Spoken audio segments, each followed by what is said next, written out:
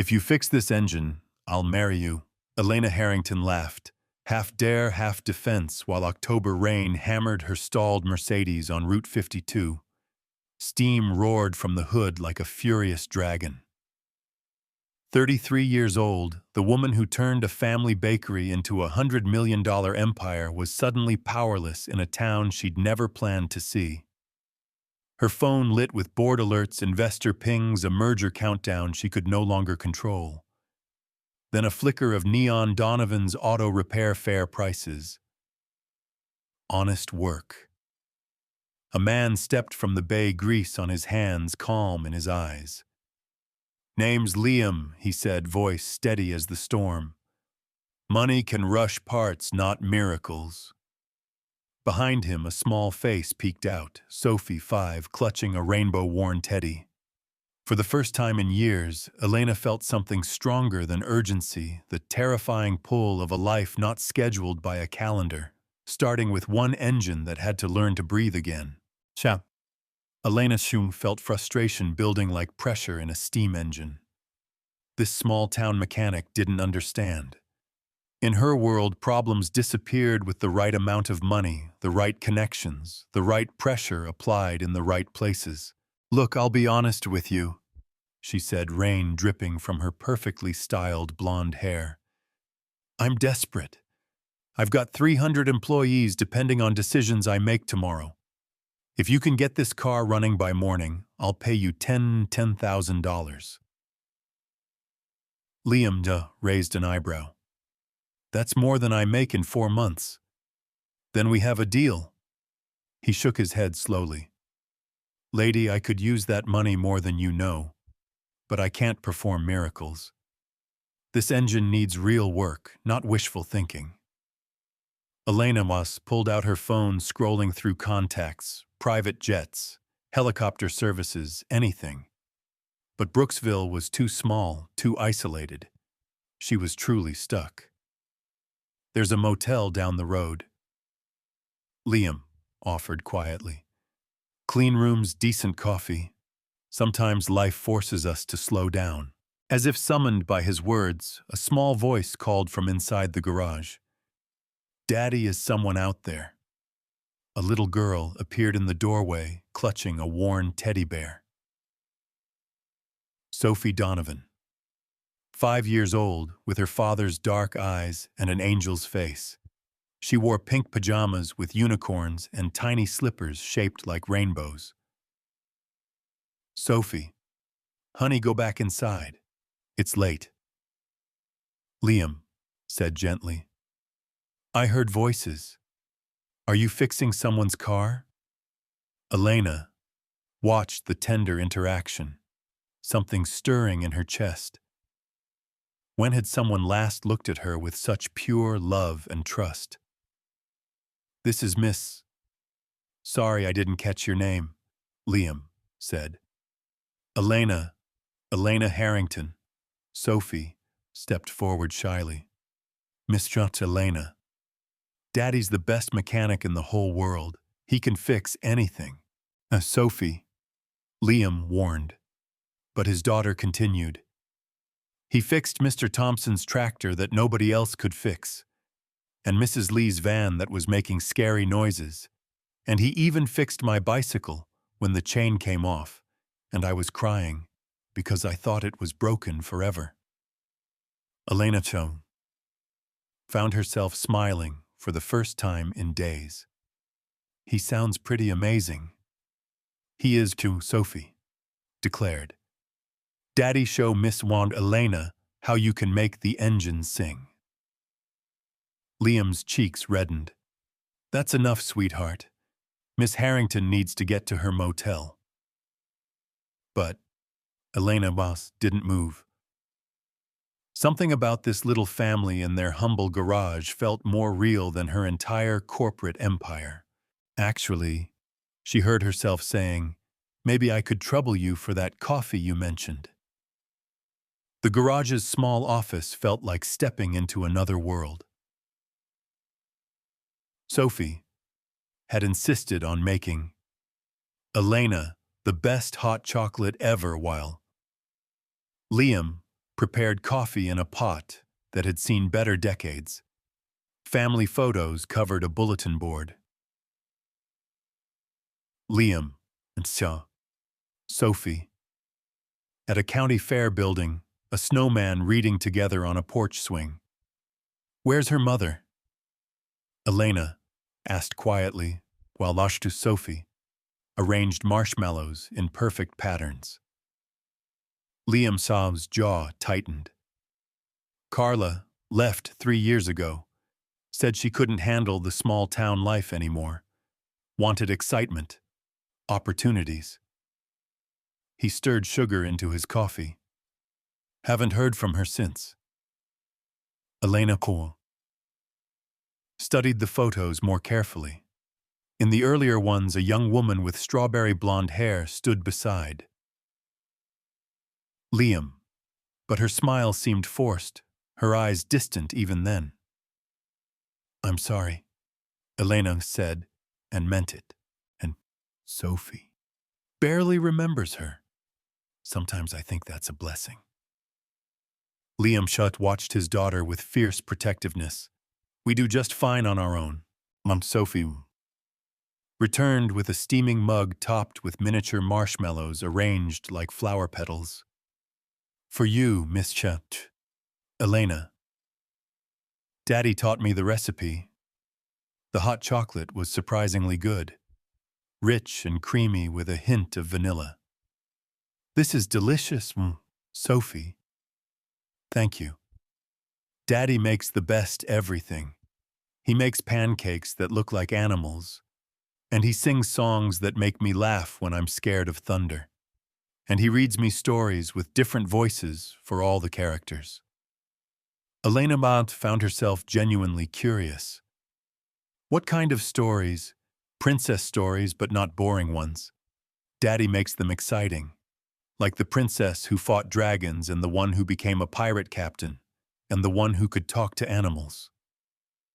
Liam rubbed the back of his neck, embarrassed.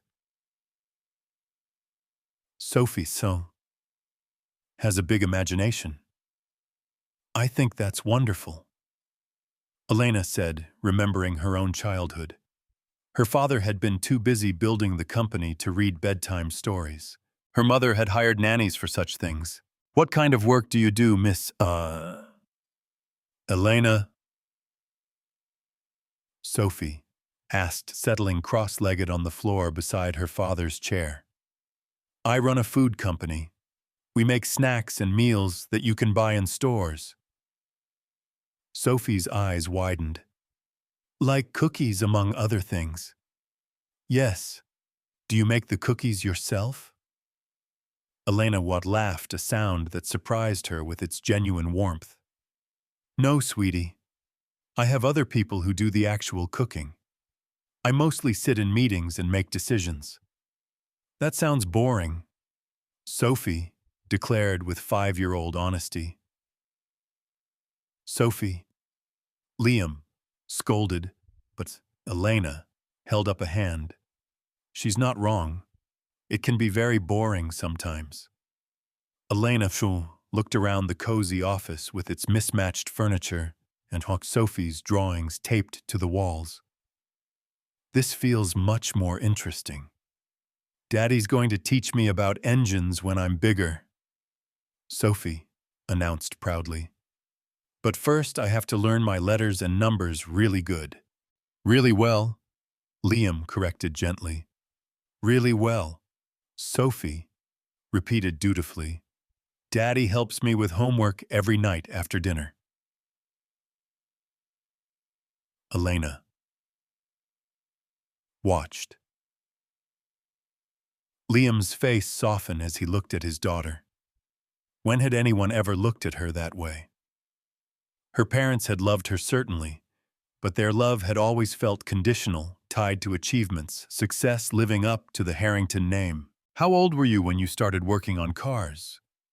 Elena asked. Liam. 12. My dad owned this place before me. Started me off changing oil, checking tire pressure. Said, if I was going to inherit the business someday, I'd better understand it from the ground up.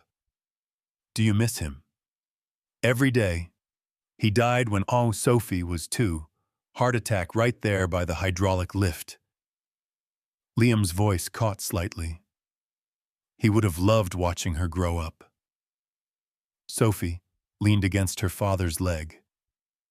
Daddy says Grandpa Mike is watching from heaven, and that's why the tools always end up where we need them, even when we can't remember where we put them. Elena felt her throat tighten unexpectedly. That's a beautiful way to think about it. The rain continued drumming against the windows, creating an intimate cocoon around the three of them. For the first time in years, Elena wasn't thinking about quarterly reports or market projections or the endless emails waiting on her phone. Miss Elena, Sophie said sleepily, do you have any kids? The question hit like a physical blow. Elena had always planned to have children someday, after she'd built the company, after she'd proven herself, after she'd found the right man, but someday had never come.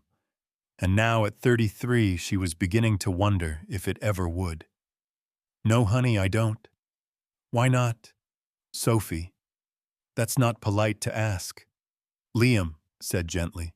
It's okay, Elena said, though it wasn't really. I guess I've been too busy with work. Sophie considered this seriously. Work is important, but kids are important. That's what Daddy says. More important.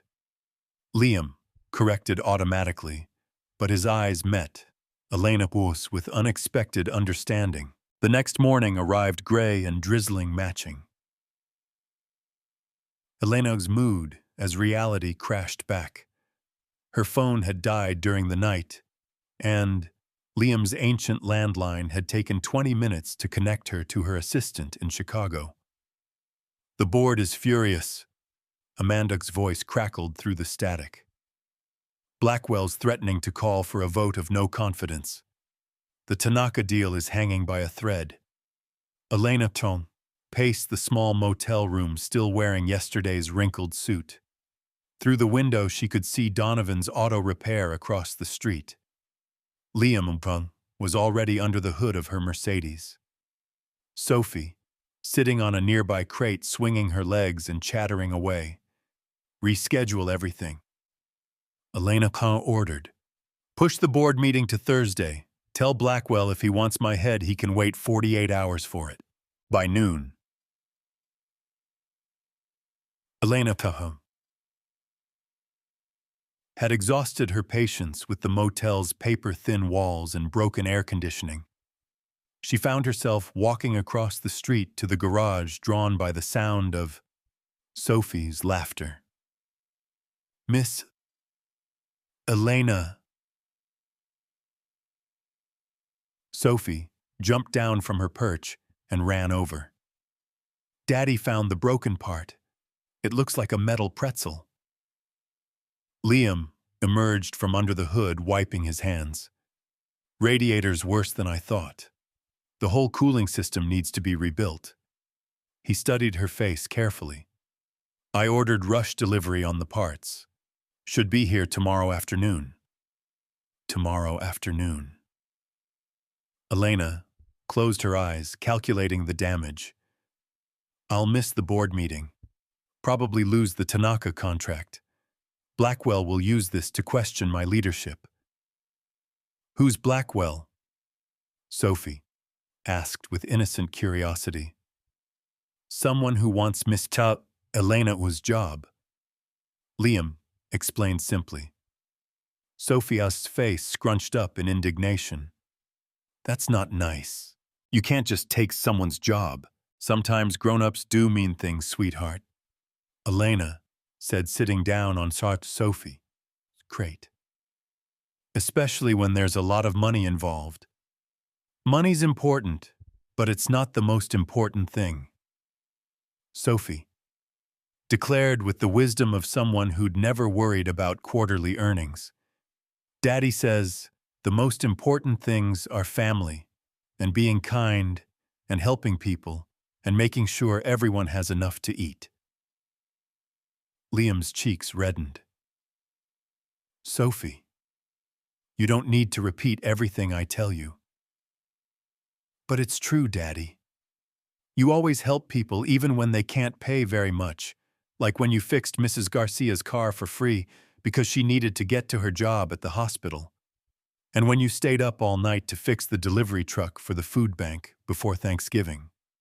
Elena looked at Liam, with new interest. You did that? It wasn't a big deal. Liam mumbled, clearly uncomfortable with the attention. 20 families got Thanksgiving dinner because of Daddy.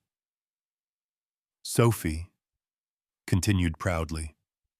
And Mrs. Garcia got to keep her job, and her little boy got to stay in the good school. Sophie, enough, Liam said firmly but kindly. Chaptu. Elena watched the interaction, fascinated by the dynamic between father and daughter. In her world, people constantly promoted themselves, highlighted their achievements, fought for recognition. Here was a man who actively avoided credit for genuine goodness. I could use lunch, Elena announced impulsively.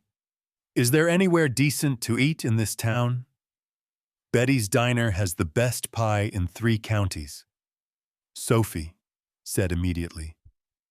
And they have grilled cheese cut into triangles. Liam hesitated. We usually just eat sandwiches here at the shop.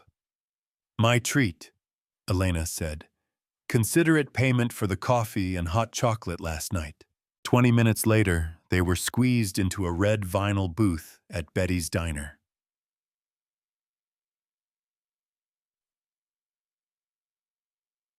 Between the two adults chattering away about everything from her kindergarten teacher to the stray cat that lived behind the garage. She comes by every morning for breakfast. Sophie explained carefully, dipping her grilled cheese into tomato soup. Daddy leaves out food for her, but she's too scared to come inside yet. What do you call her, Mama? Elena asked. Queen Fluff, because she has really long whiskers and she sits up straight like she's wearing a crown. Elena found herself smiling again. That's a perfect name. Daddy says if we're patient, she'll learn to trust us. Trust takes time, right, Daddy? That's right, sweetheart. Liam's eyes met. Elena's across the table. Some things can't be rushed. The diner was filled with the lunch crowd. Farmers in work clothes, shop owners taking a break. Elderly couples sharing apple pie. Several people stopped by their table to chat with Liam, asking about family members, thanking him for some small kindness. You're kind of famous around here, Elena observed after the 5th person had greeted him warmly. Small town? Liam said simply. Everyone knows everyone and everyone loves Daddy, Sophie added matter-of-factly, because he's the best person in the whole world. Elena watched. Liam's uncomfortable fidgeting at his daughter's praise and felt something unfamiliar in her chest. In her corporate world, she was surrounded by people who told her what she wanted to hear, who praised her decisions because it served their interests. Sophie's adoration of her father was pure, unfiltered, without agenda. What about you, Miss Thumb? Elena. Sophie asked, taking an enormous bite of pie. Do people love you? The question was so innocent, so direct, that, Elena felt her breath catch. Did they come? Her employees respected her. Her board members feared her. Her competitors envied her. But love? I don't know, sweetheart. I hope so. Sophie studied her with serious 5-year-old eyes. I think they do. You have kind eyes. Daddy says you can always tell good people by their eyes. Elena felt tears threaten and blinked them back quickly. When had anyone last called her a good person without wanting something in return? That evening, Elena found herself back at the garage ostensibly to check on her car's progress, but really because the motel room felt suffocating. Liam was teaching Mom, Sophie, to identify different tools, their voices creating a warm counterpoint to the October wind rattling the windows. This is a socket wrench, Liam explained patiently. And this is a torque wrench. They do different jobs, but they're both important. Like how teachers and doctors do different jobs, but they're both important, Sophie asked. Exactly like that. Elena Sauter watched from the doorway, reluctant to interrupt the lesson. Her phone buzzed with another urgent text from Ottomanda, but for once she ignored it. Miss Elena. Elena. Sophie spotted her and waved enthusiastically. Come see what Daddy's teaching me. Am I interrupting? Elena asked, stepping into the warm circle of light. Never, Liam said, and something in his voice made her pulse quicken. Sophie's been asking about you all afternoon. I have, Sophie confirmed. I asked Daddy if you were sad because you had to stay here instead of going to your important meeting.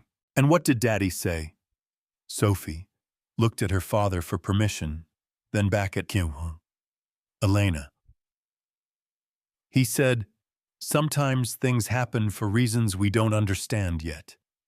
And maybe you needed a break from all that work.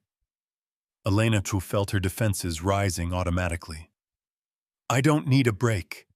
I need to get back to Chicago before my competitors destroy everything I've built. Why would they want to do that? Sophie asked with genuine confusion.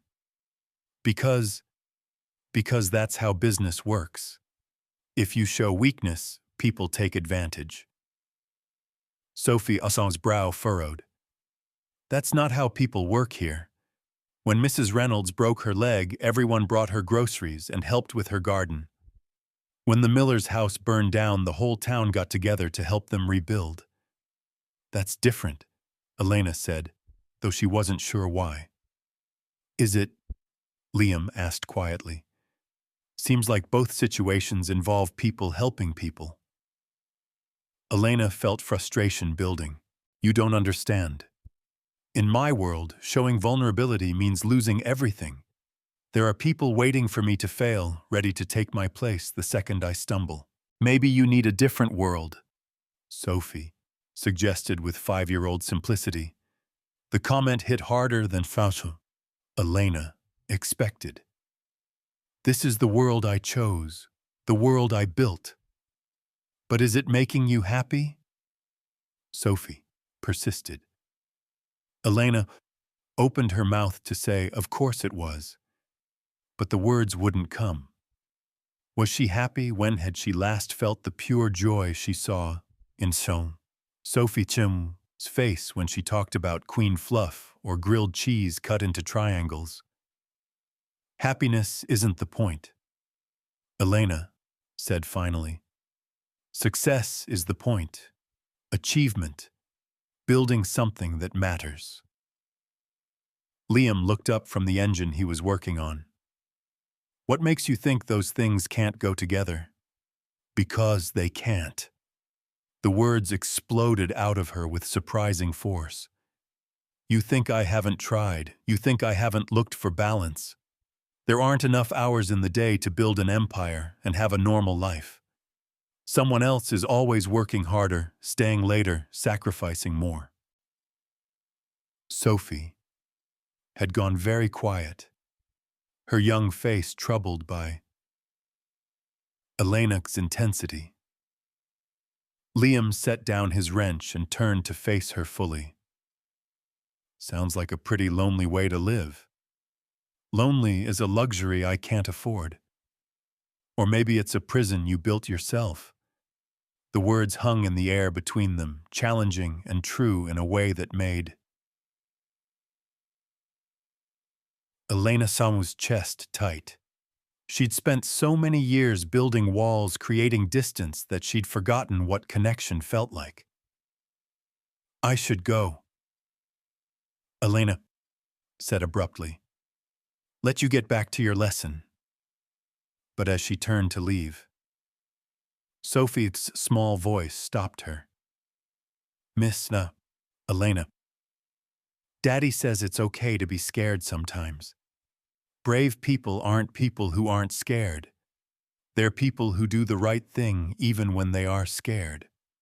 Elena Bolt looked back at the little girl with her wise eyes and inherited kindness. And what if you don't know what the right thing is anymore? Sophie thought about this seriously. Then you ask people you trust to help you figure it out. What if you don't trust anyone? Then maybe you need to learn how. The simplicity of the answer, delivered with such innocent certainty, nearly broke something inside Elena Swak's chest. She managed a shaky smile. You're pretty smart for 5 years old. Daddy helps me practice thinking, Sophie said proudly. Elena's phone buzzed again, but this time she deliberately left it in her pocket. Would you mind if I watch the rest of your tool lesson? I've never learned about engines. Sophie's face lit up like Christmas morning. Really, Daddy can miss Damo. Elena learned too. Liam's smile was gentle and understanding. I think that's a great idea. Everyone should know how things work under the hood. As Sophie eagerly began explaining the difference between a Phillips head and a flathead screwdriver, Elena found herself paying attention in a way she hadn't in years, not because she needed the information for some strategic advantage, but simply because it mattered to this little girl that she understood. For the first time in longer than she could remember, Elena felt herself truly present in the moment, surrounded by the smell of motor oil and the warmth of genuine human connection. The third morning dawned crisp and clear, autumn painting the trees in shades of gold and crimson.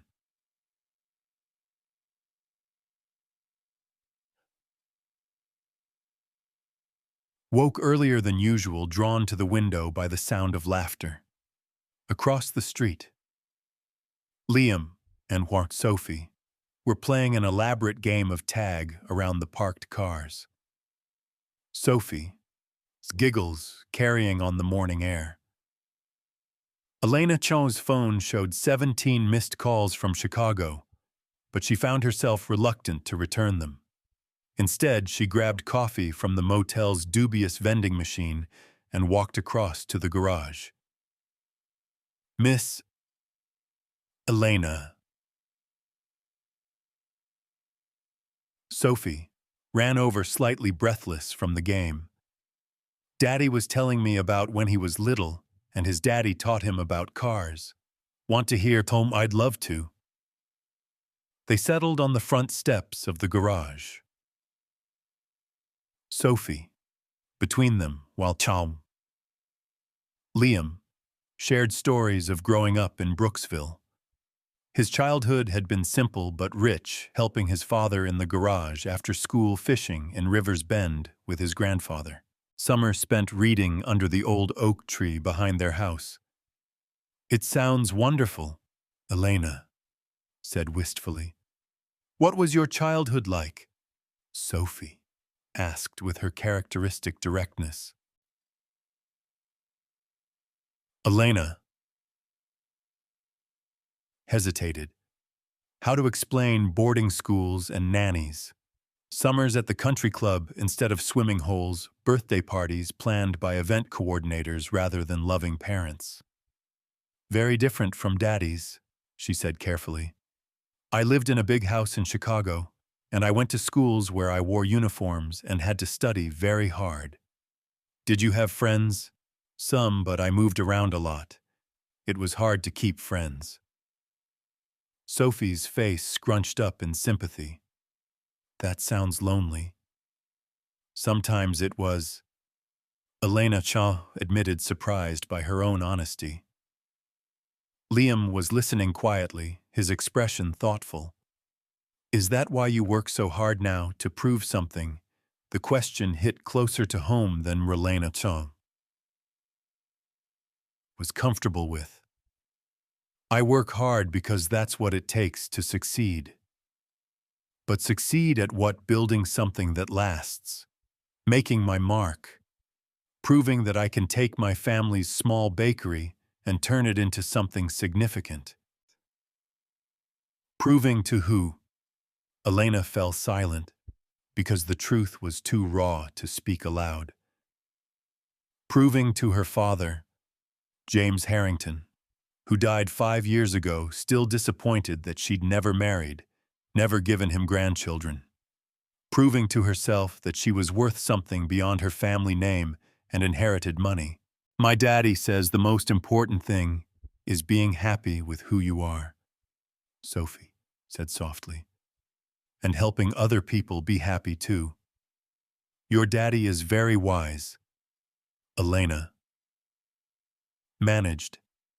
He learned it from his daddy, and his daddy learned it from his daddy.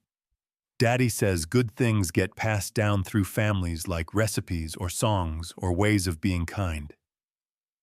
Elena thought about what had been passed down in her family. Ambition, certainly the drive to achieve, but kindness, contentment, the ability to find joy in simple moments. I should check on the parts delivery. Liam said, standing and brushing dust from his jeans as he walked into the garage. Sophie moved closer to Aunt Elena on the step. Miss Elena, can I tell you a secret? Of course. I think Daddy likes you. Elena felt her cheeks warm. What makes you say that? He smiles different when you're here, like when he's really happy, but trying not to show it too much. And he keeps making sure his hair looks nice, which he only does for church, or when we go to town for something special.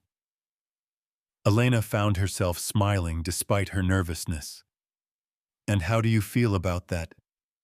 Sophie considered this seriously. I think it would be nice if Daddy had a friend who made him smile like that. He gets lonely sometimes, even though he tries to hide it from me. How do you know? Sometimes when he thinks I'm asleep, I hear him talking to Mama's picture. He tells her about me, about how I'm growing up, about things that happen. He sounds sad when he does it. Elena's heart clenched. Do you miss your mama? Sophie shrugged with 5-year-old philosophy. You can't miss someone you don't really remember. But I think Daddy misses her for both of us. Liam emerged from the garage, phone in hand. Parts will be here in 2 hours. I should have you back on the road by evening. Evening, Elena repeated, and was surprised to find the prospect less appealing than it should have been. You sound disappointed, Liam observed with a small smile. No, yes, maybe. This has been. She gestured helplessly at the garage at Sophie, at the simple warmth of their company. I can't remember the last time I felt this relaxed. Maybe that should tell you something. Before Elena could respond, a sleek black BMW pulled into the lot, looking as out of place as a peacock in a chicken coop. Elena's stomach dropped as she recognized the driver. Oh no, she whispered. Victor Blackwell. Her chief rival on the board emerged from the car with his characteristic predatory smile. Silver-haired and sharp-suited, he looked around the humble garage with barely concealed disdain. Elena. Darling. He called out, his voice carrying false warmth. Found you at last. When you missed the board meeting, I grew concerned about your well-being. Instinctively moved closer to her father, sensing tension, even if she didn't understand it. Hello? Victor. Elena said, standing slowly. I wasn't aware my location was company business. When the CEO disappears for 3 days without explanation, it becomes everyone's business. His gaze moved dismissively over Kat Liam and saw Sophie. I see you've been slumming. Elena felt anger flare hot and protective.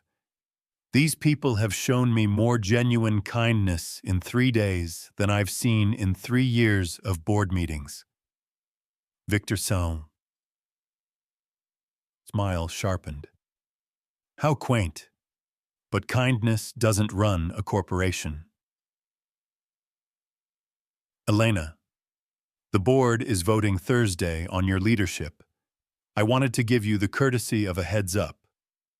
The words hit like a physical blow. What yahu? Elena kept her expression neutral. Years of corporate warfare had taught her never to show weakness in front of predators. I'll be there, she said simply. Good. Oh, and Elena. You might want to prepare a succession plan just in case. Victor's gaze lingered insultingly on what Liam before he slid back into his BMW and drove away. In the silence that followed, Sophie tugged on. Elena sleeve. Miss Elena are you okay? You look scared. Elena knelt down to Sophie's level, forcing a smile. I'm okay, sweetheart. That man is just... He doesn't understand about kindness like you and your daddy do.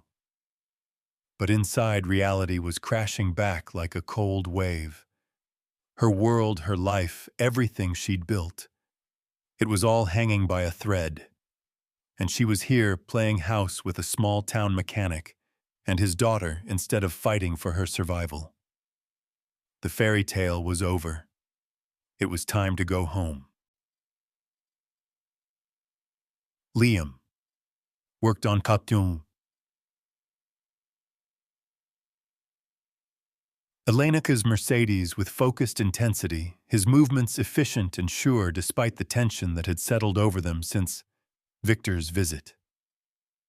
Sophie sat nearby, unusually quiet, sensing the shift in mood, even if she didn't understand its cause. Cooling systems completely rebuilt, Liam announced as he lowered the hood. New radiator, new water pump, new hoses. She'll run better than before. Elena nodded, checking her phone for the dozenth time. Thank you. Send me the bill. Elena, Liam started, then stopped, wiping his hands on a rag. What? Nothing. It's not my place. Say it. Liam looked at Sophie, then back at us, Elena. Is it worth it, all of it? The stress, the fighting, the loneliness. It's my life, Elena said defensively. It's what I've worked for. But is it what you want? The question hung between them like a challenge. Elena thought about her empty penthouse apartment, the silent dinners eaten standing at her kitchen counter while reviewing reports, the success that felt hollow, the achievements that nobody celebrated with her. Miss Elena, Sophie said quietly, are you going to be okay when you go back to those mean people? Elena knelt down, taking up Sophie, small hands in hers. I'll be fine, sweetheart. I've been dealing with mean people for a long time. But you don't have to, Sophie said with simple logic. You could stay here. Daddy could use help with the business, and I could show you all the best places in town, and we could teach you to fish and make pancakes and find four-leaf clovers."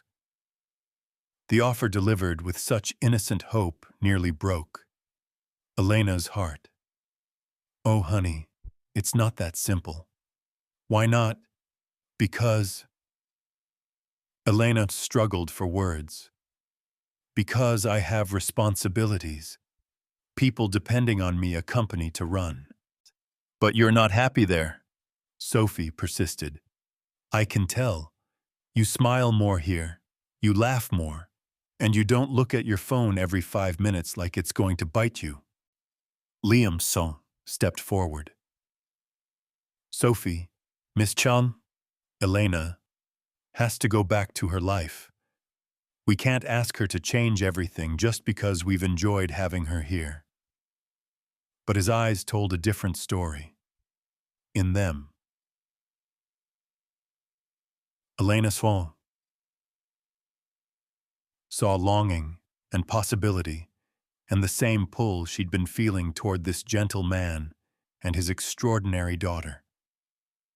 If you could do anything, Elena heard herself asking, what would it be if money weren't an object, if you could live anywhere, be anything? Liam Chong considered the question seriously. "I'd want to expand the garage, hire a couple more mechanics, so the town would have better automotive services. Maybe add a training program for kids who want to learn the trade but can't afford technical school." He paused. "And I'd want Sophie to have more opportunities than Brooksville can offer. Good schools, music lessons if she wanted them the chance to see the world." "What about you? What would you want for yourself?" "Honestly, I'd want to not worry about money every month. To know that Sophia's college fund is secure, that we could handle a medical emergency without losing everything." Liam's voice softened. "And maybe I'd want to find someone to share it all with, someone who loved Sophie as much as I do." The words hung in the air between them, heavy with possibility and pain.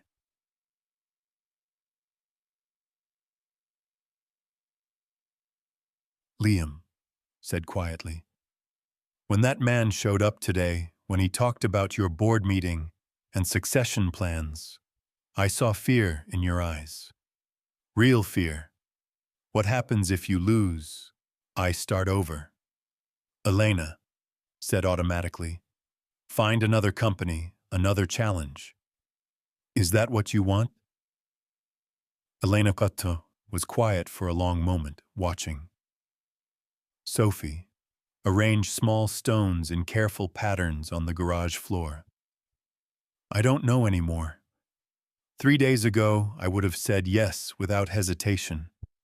Now I wonder if I've been climbing the wrong mountain all along." Liam stepped closer, his voice gentle. "So climb a different one. It's not that easy. Isn't it? You're Elena Harrington. You built a $100 million company from scratch. If anyone can reinvent their life, it's you." Sophie looked up from her stones. "Miss Elena, remember what I told you about Queen Fluff, about how trust takes time, but it's worth waiting for?" "I remember. Maybe brave people aren't just people who do the right thing when they're scared. Maybe they're people who choose love even when it's scary and different, and not what they planned." The wisdom of it coming from a 5-year-old hit Elena like a revelation. How long had she been choosing safety over love, control over connection, success over happiness? Elena's phone buzzed with a text from her assistant. "Emergency board meeting moved to tomorrow at 9:00 a.m. Blackwell pushing hard for vote of no confidence. You need to be here." She stared at the screen, then at Chump Liam, then at Sophie, with her stones and her hope and her innocent belief that love could conquer practical concerns. "I have to go," Elena said quietly. Sophie's face fell. Right now, tonight. There's an emergency board meeting tomorrow. Will you come back? Sophie asked, her voice small. Elena looked at Liam, seeing her own uncertainty reflected in his eyes. I don't know, sweetheart. I honestly don't know. As Elena walked toward her repaired Mercedes. Liam called after her. Pa?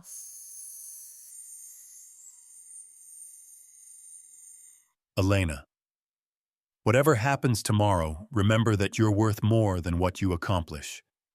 You're worth more than what they think of you.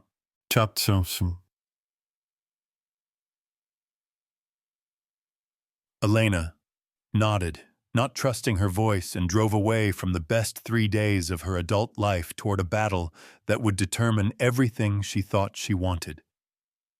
But as Brooksville disappeared in her rearview mirror, all she could think about was a little girl's laughter and a good man's gentle hands, and the possibility that maybe, just maybe, there was a different way to live. The question was whether she was brave enough to choose it. The Harrington Enterprises boardroom on the 42nd floor of the Millennium Tower felt like a battlefield at dawn. Elena Chance arrived 30 minutes early, needing time to armor herself for what was coming. The October morning sun streamed through floor-to-ceiling windows, illuminating the polished mahogany table where 12 board members would decide her fate. Her reflection in the conference room glass showed no trace of the woman who'd laughed with a 5-year-old over hot chocolate just 18 hours ago. The tailored Armani suit, the perfectly styled hair, the diamond earrings that cost more than saw Liam's monthly income. All of it felt like a costume now. Elena. Victor Blackwell entered with his usual predatory smile, followed by 3 other board members who'd clearly been briefed. So good of you to join us. Victor. She kept her voice level. Professional gentlemen. One by one, the others arrived. Elena watched their faces, reading the room with skills honed over years of corporate warfare. Reynolds was neutral, waiting to see which way the wind blew. Tanaka looked disappointed, but not hostile. Wang seemed sympathetic, but weak. The others, Victor Blackwell, had been busy. Before we begin, Elena announced as the last member took his seat, I want to address the elephant in the room. Yes, I missed Tuesday's board meeting due to a mechanical emergency. No, it was not planned. And no, it does not indicate any inability to lead this company. Victor Blackwell leaned back in his chair, fingers steepled. A mechanical emergency that lasted 3 days. Come now, Elena. We're all adults here. My car broke down in a small town 3 hours outside Chicago. The repairs took longer than expected. I handled all urgent business remotely. Except you didn't, Victor Blackwell said smoothly, sliding a folder across the table. The Tanaka distribution deal they pulled out yesterday morning because our CEO was unreachable during critical negotiations. Elena felt the words hit like physical blows, but kept her expression neutral. Temporary setback. We can rebuild that relationship. Can we? Our stock price dropped 8% when news leaked that our CEO had simply vanished. The financial press is already speculating about instability in leadership. Around the table, Elena saw doubt creeping into previously supportive faces. This was Victor Blackwell's game, and he played it masterfully. Death by 1,000 small cuts, each fact technically true but stripped of context. I propose, Victor Blackwell continued, that we consider a leadership transition. Nothing personal. Elena, simply what's best for the company your father built. The mention of her father was calculated cruelty, and Victor Blackwell knew it. James Harrington had built this company from a single bakery, and the weight of his legacy had driven Elena for 15 years. The company my father built, Elena Chasse repeated slowly, was never just about profits. It was about feeding families, creating jobs, being part of communities.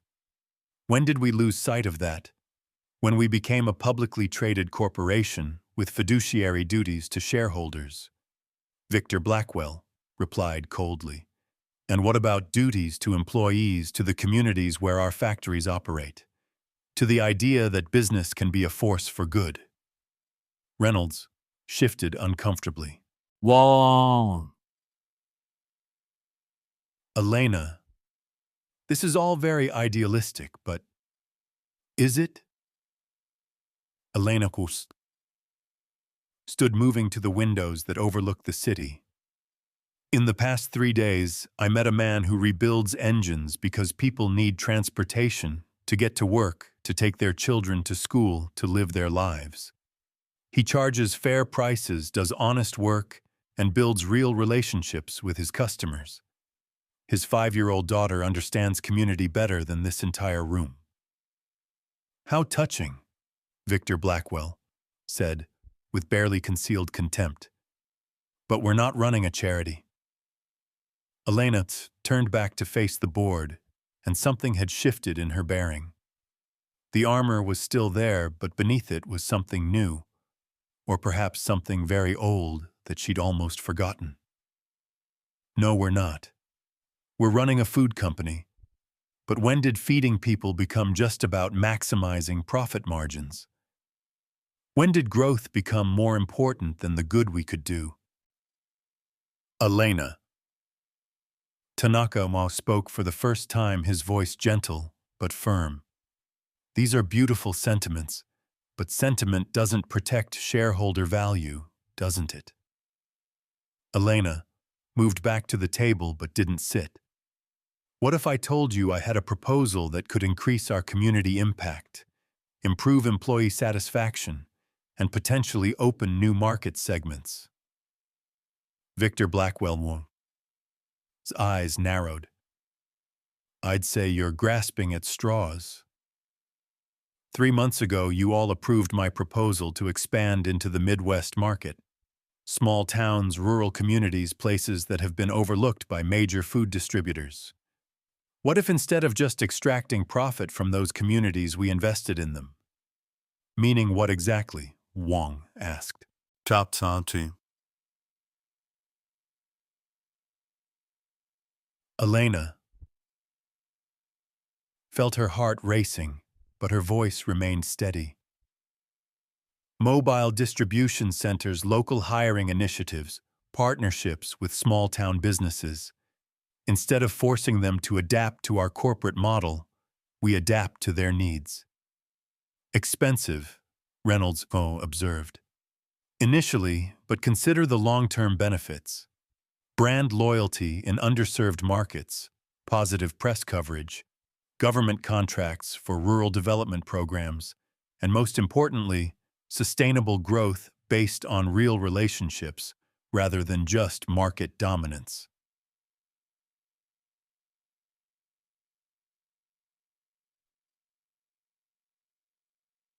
Laughed, but it sounded forced.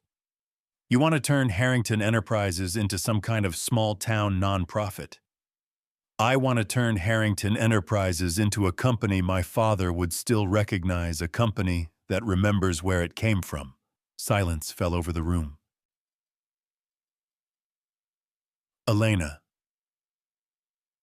could see the board members wrestling with her words, trying to reconcile corporate pragmatism with something deeper they'd perhaps forgotten they once believed in. It's an interesting proposal, Tanaka said finally, but hardly relevant to the current crisis of leadership. Isn't it? Elena pulled out her phone, scrolling to the photos she'd taken in Brooksville.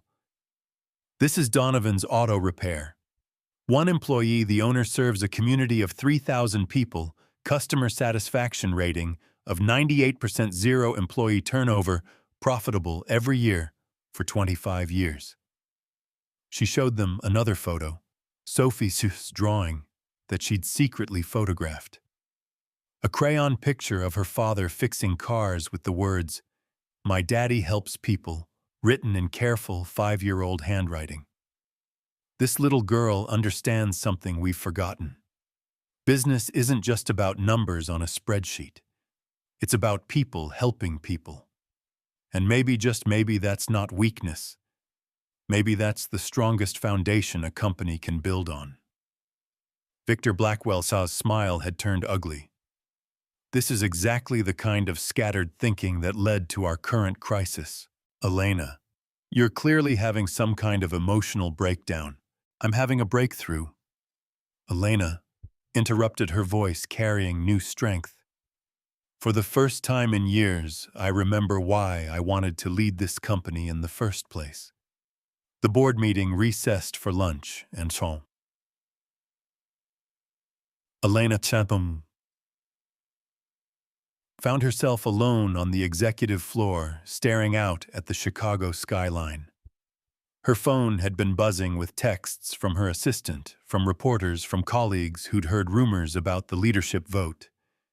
But the only call she wanted to make was to a small garage in Brooksville, Donovan's Auto Repair. Liam's familiar voice answered on the second ring. "It's Elena." A pause. "How did it go?" "It's not over yet. We reconvene in an hour." Elena leaned against the window, pressing her forehead to the cool glass. "Liam, I need to ask you something, and I need you to be completely honest. Always. If I came back, if I left all this and came back to Brooksville, would there be room for me, not just in your life, but in the community? Could a woman who spent 15 years in corporate boardrooms find a place in a town of 3,000 people?" Another pause. Longer this time.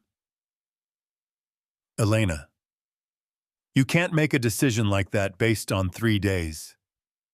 That's not what I asked." Liam's voice softened. "You want to know if we'd welcome you, if you'd fit in, honey. You charmed every person you met at that diner. Sophie hasn't stopped talking about you since you left. And me." He trailed off. "What about you? I've been thinking about you every minute since you drove away. Wondering if I dreamed the whole thing. Wondering if a woman like you could really find happiness with a man like me." Elena closed her eyes. "A man like you. Liam, you're the most genuine person I've ever met. You're raising an incredible daughter. You help your neighbors. You do honest work that matters. What more could anyone want? Money, security, the kind of life you're used to. The kind of life I'm used to is empty. Liam, beautiful and successful and completely empty. Miss Elena." Sophie's voice came through the phone, small and hopeful. "Hi, sweetheart. Are you coming home?"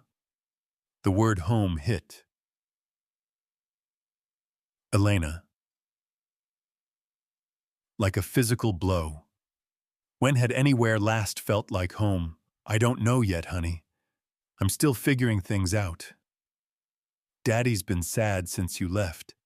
He tries to hide it, but I can tell. Sophie. Liam's voice warned gently. "It's true, Daddy. You keep looking at the road like you're waiting for her car to come back." Felt tears threatening. "Sophie, can I tell you something?" "Uh-huh. You and your daddy are the best things that have happened to me in longer than I can remember. If I do come back, it won't be because I'm running away from something. It'll be because I'm running toward the life I should have been living all along. Promise, I promise. After she hung up, Elena sat in the empty conference room staring at the agenda for the afternoon session. Leadership transition, vote of confidence, succession planning. The clinical language couldn't disguise what was happening. They were going to fire her. And maybe that was exactly what needed to happen. Her phone buzzed with a text from an unknown number. Hope your meeting goes well. Remember what I told you about Trust Love Queen Fluff, a.k.a. Sophie. Elena laughed out loud, a sound that echoed strangely in the corporate silence. Liam must have helped. Sophie, send it, which meant he was thinking about her too. Victor Blackwell returned first, his confidence evident in every step. I hope you've used the break to consider your position. Elena. A graceful resignation would be better for everyone. Would it better for whom the employees whose jobs you'll cut to improve profit margins, the communities you'll abandon when tax incentives expire, the company culture you'll gut in the name of efficiency? I'll do what's necessary to maximize shareholder value, and I'll do what's necessary to save the soul of this company. The other board members filed in their faces, carefully neutral. Elena took her seat at the head of the table, but she no longer felt like she was fighting for her position. She was fighting for something bigger. Gentlemen, she began, I want to read you something.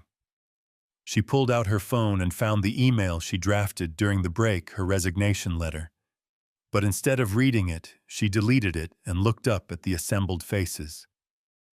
Actually, let me tell you a story instead, about a little girl who believes her father is a hero because he helps people, about a man who works 16-hour days not to get rich, but to take care of his daughter and serve his community, about a place where people still look out for each other, where success is measured not just in profit, but in the good you do. Victor Blackwell rolled his eyes. Elena, please. We have serious business to discuss. This is serious business. Victor, the most serious because I'm proposing we take Harrington Enterprises in a completely new direction. Not just profit-driven, but purpose-driven. Not just extracting value from communities, but creating it. She outlined her plan in detail. Regional distribution centers staffed by local hires, partnerships with small-town businesses, investment in rural infrastructure, a complete shift from corporate dominance to community partnership. It's ambitious, she concluded. It's risky. It requires us to think beyond quarterly earnings and consider our legacy. But I believe it's exactly what this company needs to not just survive but thrive for the next 50 years. Reynolds Hunt leaned forward. And you'd lead this initiative personally? I'd oversee it. Yes, from a new base of operations. Brooksville, Illinois would become our Midwest regional headquarters. Victor Blackwell's face darkened. You want to move company operations to some backwater town because you've developed a crush on a mechanic. The words were meant to wound, to reduce her proposal to something small and personal. But Elena felt only clarity. I want to move company operations to a community that understands what we should have been all along. And yes, okay. I have feelings for someone there. Someone who's taught me more about real leadership in 3 days than I learned in 15 years of corporate climbing. She stood again, meeting each board member's eyes. You can vote me out today. You probably will. But before you do, ask yourselves this. When was the last time any of you felt proud of what we accomplish here? When did you last go home excited to tell your family about the good work you'd done? The room fell silent. Elena gathered her papers, her decision crystallizing with each heartbeat. I hereby submit my resignation as CEO of Harrington Enterprises, effective immediately, but I also submit a formal proposal to purchase the Midwest Division, including all planned rural expansion, at market value. Victor Blackwell Shaw's pautron dropped. You can't be serious. Completely serious. I'm going to build the company my father dreamed of, just not from this boardroom. Chapter Mar. Elena's penthouse apartment felt like a museum. After Brooksville's lived-in warmth, she moved through rooms filled with expensive furniture and carefully curated art, packing only what mattered. Surprisingly little met that criteria. Her phone hadn't stopped ringing since news of her resignation hit the financial press. Reporters, headhunters, competitors wanting to know her plans. She ignored them all, focusing on the legal documents spread across her dining table. The buyout proposal was complex but doable. Her personal investment portfolio, built over 15 years of careful savings and stock options, would cover the purchase price with enough left over for initial operating capital. It meant giving up the penthouse, the vacation homes, the carefully constructed luxury that had defined her adult life. It also meant freedom. Elena, her assistant, Amanda, appeared in the doorway looking shell-shocked. The lawyers are here to review the purchase agreement. For the next 4 hours, Elena sat with attorneys and accountants hammering out details that would reshape her entire existence.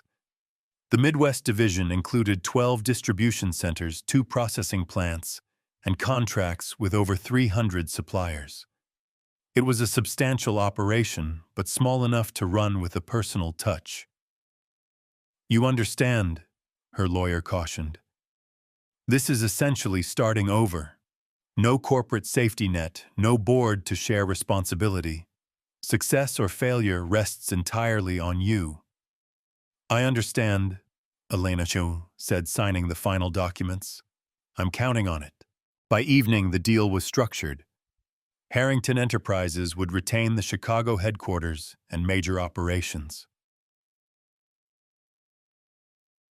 Elena Harrington would acquire Harrington Midwest, becoming an independent distributor with exclusive rights to serve rural markets across Illinois, Wisconsin, and Iowa. She celebrated with takeout Chinese food, eaten standing at her kitchen counter, then called the one person who would understand. You did it. Liam's voice carried wonder and pride. You actually did it. I did something. Whether it was smart remains to be seen. Smart. Elena, you just bet everything on building something meaningful instead of just profitable. That's the smartest thing I've heard in years. I'm scared, she admitted quietly. I've never run a business without a board, without corporate support systems. What if I fail?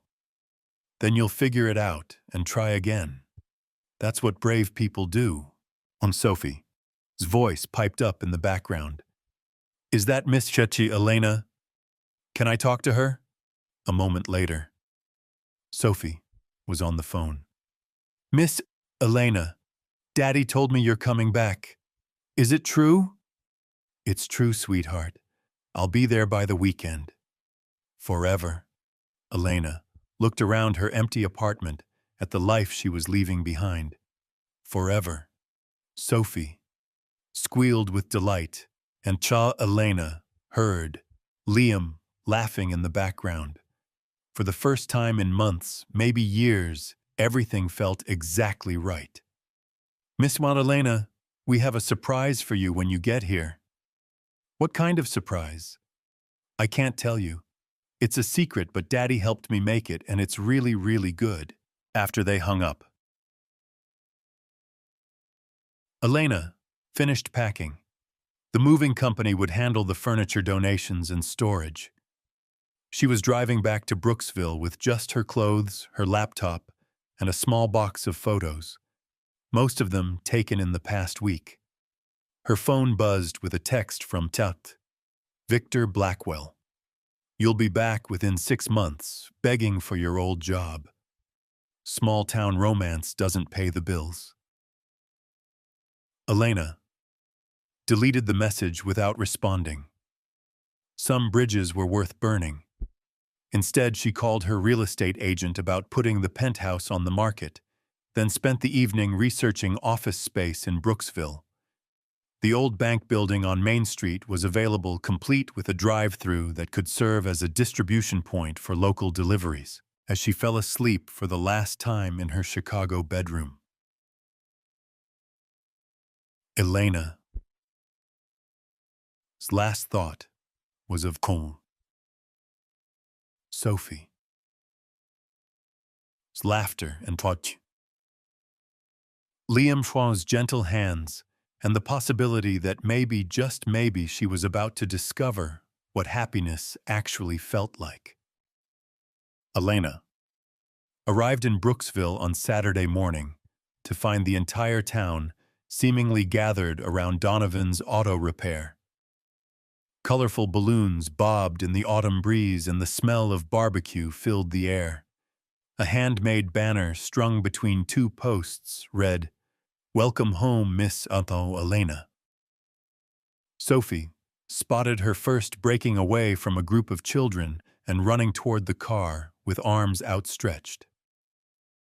"Miss Elena, you came back.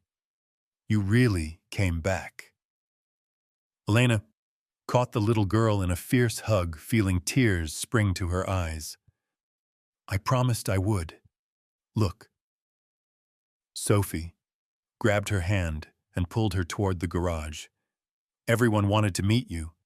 Daddy told them about how you're going to help our town, and Mrs. Reynolds made her famous apple pie, and Mr. Wong brought his special dumplings, and the whole place is like a party." Liam Huakush appeared at her side, his smile soft and wondering. "I hope you don't mind. When word got out that you were moving here, people wanted to show their appreciation. Word got out how..." Liam's cheeks reddened. "Sophie might have told everyone at the grocery store yesterday, and the post office, and Mrs. Miller at the diner." "I was excited," Sophie protested. "I told them Miss Elena was going to bring jobs and help the town and maybe marry Daddy." Sophie, Liam, and Elena said simultaneously, both blushing furiously. An elderly woman approached, her silver hair perfectly styled and her smile warm. "You must be Elena. I'm Margaret Reynolds, Sophie's kindergarten teacher. We can't thank you enough for choosing our little town." Before Elena could respond, she was surrounded by introductions. The Millers who ran the general store, the Wong family from the Chinese restaurant, Dr. Lopez, who served as the town's only physician, Pastor Jenkins from the Methodist Church. Each person had a story about Liam, how he'd helped them, supported them, gone above and beyond to serve the community. "He replaced my transmission for parts cost only when I lost my job," shared Tom Thompson, a weathered farmer. "Wouldn't take a penny for labor. Fixed our delivery van in the middle of a blizzard so we could keep the senior meals program running," added Lucia Ramirez from the community center. "Taught my son everything he knows about engines," said another man. "Boys at trade school now full scholarship." Elena looked at Liam with new understanding. This wasn't just a mechanic who helped people. This was the heart of the community, the person everyone turned to when life went wrong.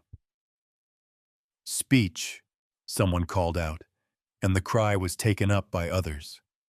"Speech. Speech." Elena found herself gently pushed toward a makeshift platform.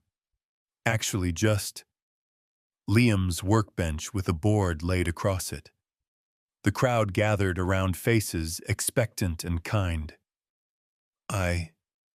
Elena, began, then stopped, overwhelmed by the genuine warmth surrounding her. I'm not sure what to say. 3 weeks ago, I didn't even know Brooksville existed. Now I can't imagine being anywhere else. Murmurs of approval rippled through the crowd. I came here by accident, broken down and stranded. But what Liam and Sophie didn't just fix my car. They reminded me what community looks like. What it means to help people not because you have to, but because you want to. She found Liam's face in the crowd, saw Sophie beaming beside him. I've spent my entire career in corporate boardrooms, making decisions that affected thousands of people I'd never meet. But here I see the faces of the people my decisions will impact. I see Mrs. Reynolds, who's been teaching children for 30 years. I see Dr. Lopez, who makes house calls because some of his patients can't afford office visits. I see all of you building something beautiful together. The crowd was silent now, listening intently. Harrington Midwest isn't going to be just another company extracting profit from rural communities. It's going to be a partnership. We'll hire locally sourced locally when possible and invest our profits back into the places that support us. Because that's what Liam taught me. That success isn't just about what you achieve, it's about what you give back. The applause was thunderous for such a small crowd. Elena stepped down from the makeshift platform and was immediately surrounded by people wanting to shake her hand, share their ideas, volunteer their help. There's an old hardware store on Oak Street that would make perfect office space, offered Mrs. Miller. My nephew's looking for work good with computers and logistics, added someone else. The Historical Society has been collecting stories about local farms and businesses. Might help with your sourcing plans, suggested Pastor Jenkins. For 2 hours. Elena found herself in impromptu planning sessions learning about the town's resources, needs, and dreams. It was like the best brainstorming session of her corporate career, except everyone genuinely cared about the outcome. As the crowd began to thin, Sophie tugged on Elena's sleeve. Miss Elena, want to see the real surprise now? She led Elena and Liam behind the garage to a small garden area. Elena hadn't noticed before. There, painted on the side of the building in careful multicolored letters, was a mural that took Elena's breath away. It showed the town of Brooksville from above with the main street businesses, the school, the park, and the garage. But in the center was a new building labeled Harrington Midwest, with tiny painted figures of people working together, carrying boxes, shaking hands. Daddy helped me paint it, Sophie said proudly. It's our town with your company making everything better. Elena knelt down to Sophie's level 2, moved to speak. The mural was primitive and childlike, but it captured something no corporate logo ever had. Hope, community, the belief that business could be a force for good. Do you like it? Sophie asked anxiously. It's the most beautiful thing I've ever seen. Elena managed. Sophie beamed and threw her arms around Elena's neck. Now you really have to stay forever, because your building is painted on our wall. Overshouts.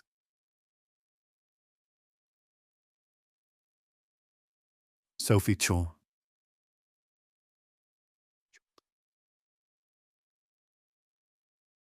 Elena Pochas met Liam's eyes. In them she saw love and pride in the promise of everything she'd been searching for without knowing it. Forever sounds perfect, she whispered. 3 months later. Elena stood in the converted bank building that now housed Harrington Midwest's headquarters, watching. Sophie carefully arranged fresh flowers in the reception area. It had become the little girl's self-appointed job, bringing bouquets from the community garden every Monday morning before school. The yellow ones are for happiness, Sophie explained seriously. And the purple ones are for wisdom, and the white ones are because they're pretty. Very scientific. Elena agreed, helping Sophie reach the tall vase. The business had grown faster than Elena's most optimistic projections. Word of Harrington Midwest's community-focused approach had spread throughout rural Illinois, and orders were coming in from towns eager to work with a company that understood their needs. They'd hired 8 full-time employees so far, all locals recommended by town residents. Mary Thompson handled logistics from her small office in the converted vault. Tom Wong managed supplier relationships, leveraging his family's connections throughout the region. Dr. Lopez's daughter, Isabella, had proved brilliant at customer service. Her medical school background helping her understand the nutritional needs of different communities. Miss Elena. Sophie finished with the flowers and settled into the small chair Elena had placed by the front window. Are you nervous about tonight? A little, Elena admitted. Tonight was the grand opening celebration for Harrington Midwest, and the entire town had been invited. It would be their formal introduction to the community as an official business, complete with a ribbon cutting and speeches from local officials. It would also be the night Liam had promised to ask her something important. Sophie had been dropping hints for weeks with the subtlety of a 5-year-old. Daddy's been practicing something in front of the mirror. She'd announced Daddy bought something shiny and hid it in his sock drawer. Daddy asked Pastor Jenkins about special ceremonies. Elena was trying not to get her hopes up, but her heart raced every time she thought about the possibilities. Miss Elena, Sophie's voice was unusually serious. Can I ask you something important? Of course, sweetheart. If Daddy asks you to marry him tonight, will you say yes? Elena nearly choked on her coffee. Sophie, you can't just ask someone that. Why not? I want to know. Because if you say yes, you'll be my almost mama, and I've been practicing calling you that in my head. The simple statement hit Elena like a gentle earthquake. In all her dreams about a future with Liam, she'd thought about love and partnership and building a life together, but she hadn't fully processed what it would mean to become Sophie's mother. Not just in law, but in the daily reality of lunchboxes and scraped knees and bedtime stories. How would you feel about that? Elena asked carefully. Having an almost mama. Sophie considered this with characteristic seriousness. I think it would be really good, because Daddy tries to do everything, but sometimes he doesn't know about girl stuff. Like when I wanted to paint my nails but we didn't have the right colors, or when I asked him about why some mamas have babies in their tummies and some don't. Elena sat down in the chair next to Walter. Sophie. Those are important things to know about. Uh-huh. And also Daddy gets lonely sometimes, even though he tries to hide it. But since you came here, he smiles all the time, even when he thinks no one is looking. You're very observant, for 5 years old. I practice watching people's faces to see what they're really feeling. It helps me know when to give hugs. The wisdom of it floored Elena. This little girl who'd been essentially motherless since age 2 had developed an emotional intelligence that most adults never achieved. Sophie, can I tell you something? Huh? I love your daddy very much, and I love you very much too. If he asks me to marry him tonight, I will definitely say yes. Sophie Somme.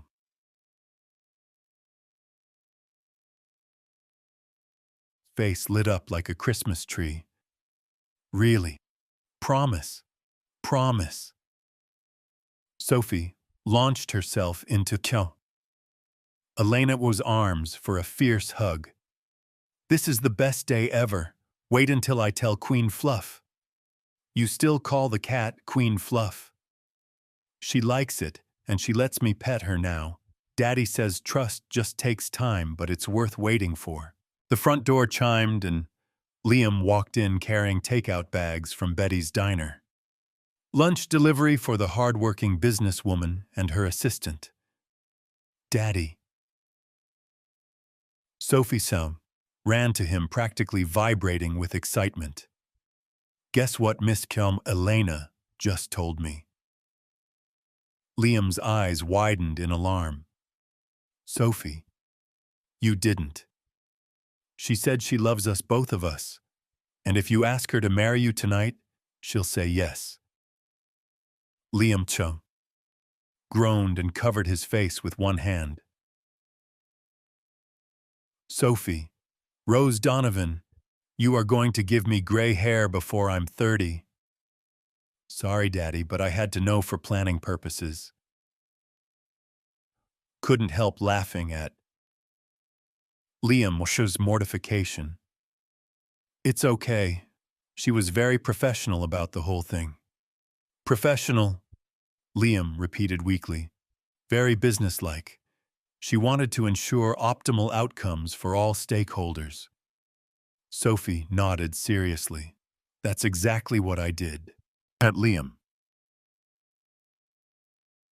looked between his daughter and the woman he loved, shaking his head in amazement. I had this whole romantic plan, dinner, candles, the perfect moment. And now, Elena asked, stepping closer. Now I'm wondering why I thought I needed anything more than this. He gestured around the office that had become their shared space at Sophie, arranging her flowers at the life they'd built together. Elena Harrington, in front of our daughter.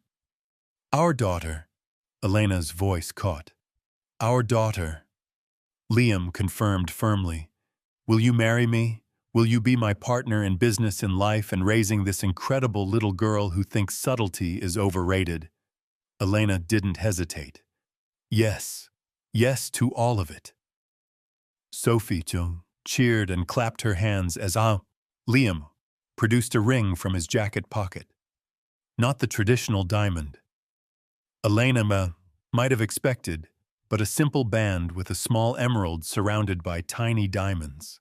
It was my grandmother's, Liam explained as he slipped it onto her finger. She always said emeralds were for new beginnings. It's perfect, Elena whispered and meant it, as Liam kissed her in the afternoon light, streaming through the windows of their shared dreams. Sophie danced around them, singing an improvised song about weddings and families and how she was going to be the best flower girl ever. Outside the town of Brooksville continued its quiet rhythm, unaware that in the old bank building on Main Street, 3 hearts had just aligned to create something beautiful and lasting and true. 1 year later, Elena stood in the same spot where she'd first met Liam. But everything had changed. Donovan's Auto Repair had expanded into the adjacent building, now employing 4 mechanics and serving 3 counties. Harrington Midwest occupied the entire block of Main Street, with the old bank building as headquarters and 2 additional storefronts for local distribution and customer service. But the biggest change was in Elena herself. Miss Elena. I mean Mama Elena. Sophie ran toward her wearing a white dress with yellow flowers and clutching a basket of rose petals. Is it time? Is it really time? It's time, sweetheart. The autumn wedding. Elena had planned was small but perfect. The ceremony would take place in the community garden behind the Methodist church, followed by a reception in the high school gymnasium. Half the town was invited, which in Brooksville meant everyone was invited. "You look beautiful," Liam said, appearing at her side in his navy suit. He'd been banished from seeing her that morning, according to tradition. But Sophie had served as messenger between them, running back and forth with increasingly silly notes. "You clean up pretty well yourself, Mr. Donovan." Soon to be Mr. Harrington Donovan, he corrected with a grin. They decided to hyphenate their names, a symbol of the partnership they'd built, not just in marriage but in business. Harrington Midwest had exceeded every projection, becoming a model for community-focused commerce that was attracting attention from companies nationwide. Elena Mao had been invited to speak at conferences, write articles, even consider a book about sustainable rural business practices. But today wasn't about business success or media attention. Today was about love and family and the promise they were making to each other and to Sophie. "Daddy, Mama, Elena. Everyone's waiting." Sophie tugged at their hands with 5-year-old impatience. "She's been calling you Mama, Elena, for months." Liam noted as they walked toward the garden. "I think she's been more excited about this wedding than we have." "Hard to imagine." Elena laughed. "I've been excited since the day you proposed." The garden was transformed with white chairs arranged in neat rows, an arch of autumn flowers at the front, and twinkling lights strung between the trees. As they approached, Elena saw faces that had become dear over the past year. Mrs. Reynolds, with her proud smile, Dr. Lopez and his family, the Wong family, who'd become like surrogate grandparents to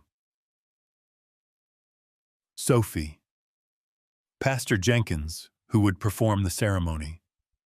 But it was the surprise guests in the front row that made Elena's breath catch. Amanda. Her former assistant stood up beaming. "What are you doing here? Did you think I'd miss this? I drove down from Chicago this morning." Amanda Tone hugged her tightly. "Elena, you look happier than I've ever seen you." Behind Amanda sat 3 more figures.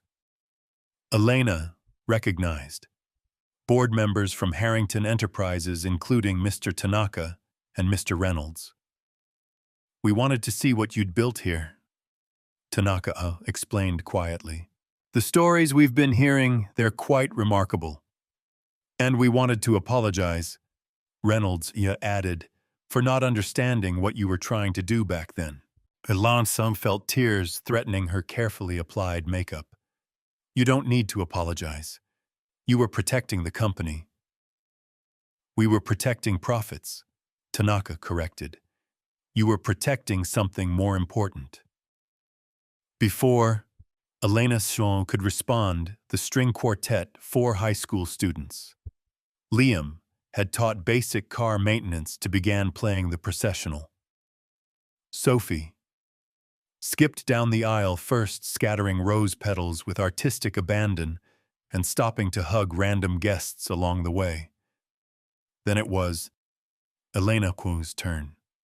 She'd chosen to walk alone not because she lacked father figures, but because this moment belonged entirely to her and Liam, and the choice they were making together. As she moved between the chairs filled with friends and neighbors and found family, Elena felt the weight of her past lifting away. Liam waited at the front with Pastor Jenkins, his face radiant with joy and love and wonder.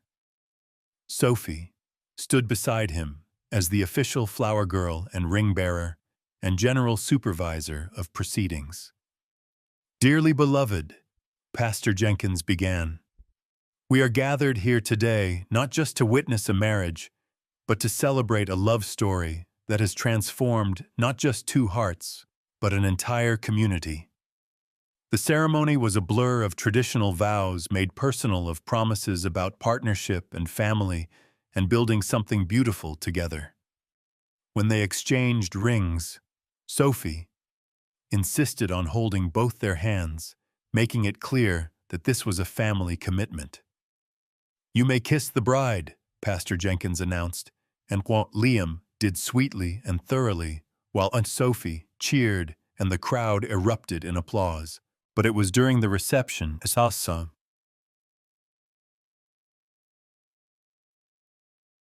Elena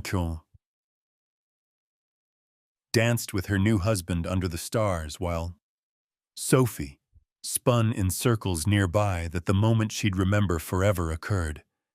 A small figure appeared at the edge of the dance floor, a calico cat with long whiskers sitting up straight like royalty. "Queen Fluff!" Sophie shouted, abandoning her spinning to approach the cat slowly, carefully. For months, the stray had been getting braver, accepting food from Liam and Sophie, but never quite ready to be touched. Tonight, perhaps sensing the celebration and love filling the air, she allowed Sophie to pick her up. "She finally trusts us," Sophie whispered, cradling the cat gently. "Daddy always said trust takes time, but it's worth waiting for." Elena looked around at the scene.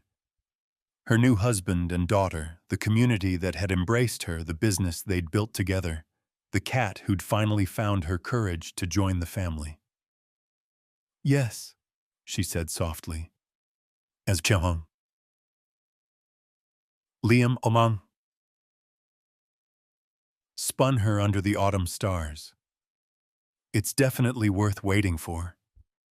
As the evening wound down and guests began heading home,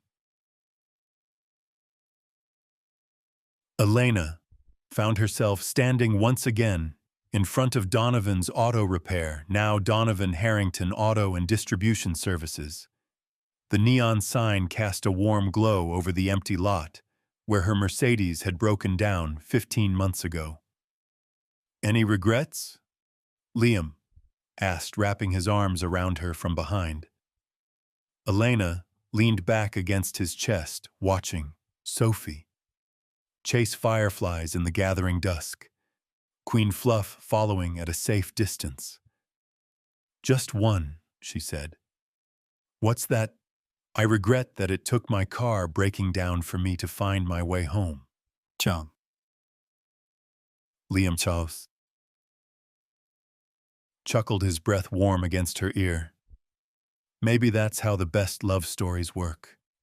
You have to get completely lost before you can be found." Sophie ran over, slightly out of breath and glowing with happiness. "Mama Chemois?" Elena. "Daddy, I caught 3 fireflies, but I let them go because Queen Fluff said they look sad in the jar." "Queen Fluff talks now?" Liam asked solemnly. "Of course she says lots of things, mostly about how happy she is that we're all a family now." Elena knelt down to Sophie's level, still wearing her wedding dress, but not caring about grass stains or wrinkled silk. "What else does Queen Fluff say?" Sophie leaned in conspiratorially. "She says families aren't just about being related. They're about choosing to love each other every day, even when it's hard." "That's very wise," Elena said, her voice catching slightly. "She also says she's excited about the baby, but we should probably wait a little while before we tell everyone." That's Elena and Liam froze, staring at Sophie and then at each other. "What baby?" Liam asked slowly. Sophie giggled. The one that's going to come later. Queen Fluff has very good intuition about these things. As they walked home together to the house they'd bought on Maple Street, with its front porch and backyard and room for everyone to grow, Elena marveled at the perfect completeness of her life. She'd started this journey as a successful but empty executive, chasing achievements that never quite filled the loneliness inside her. Now she was a wife, a mother, a community leader, and a businesswoman who measured success not just in profits, but in the number of people she could help employ and serve. The little girl who believed in fairy tales had been right all along. Sometimes when you least expect it, someone promises to fix your broken-down engine and ends up fixing your broken-down heart instead.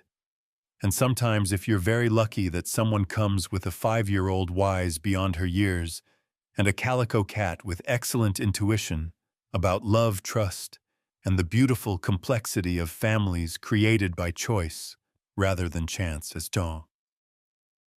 Elena tucked Sophie into bed that night. Her new daughter looked up with sleepy eyes and said, "Mama."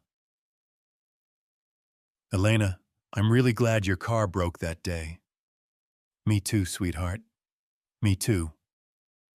Outside, autumn was giving way to winter. But inside their home, everything was warm and bright, and exactly as it should be. Queen Fluff curled up at the foot of Sophie's bed, purring contentedly, while Liam and Elena stood in the doorway of their daughter's room, watching over the small miracle of their unexpected family. The fairy tale was complete, but the real story, the daily choosing of love, the building of dreams, the raising of a remarkable little girl who believed in the power of kindness, was just beginning.